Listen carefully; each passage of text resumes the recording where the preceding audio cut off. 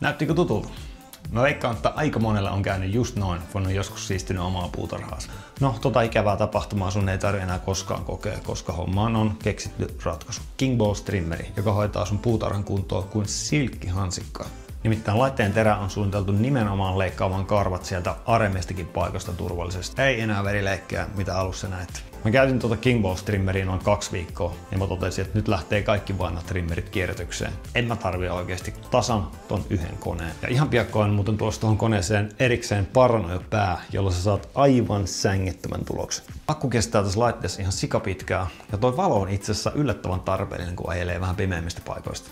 Laite on veden kestävä, joten se on helppo pestä. Tai jos haluat suorittaa ajelun vaikka suihkualla, niin sekin onnistuu. Hiusten ja parranleikkuutta varten koneen mukana tulee ohjauskammat 1,5 millistä 12 milliin asti. Puhdistusharja, latauskaapeli, latausjalusta sekä suomenkieliset käyttöohjeet. Nakkaappa itse suoraan saman tien King Ballsin sivulle ja pistä laitetilaukseen.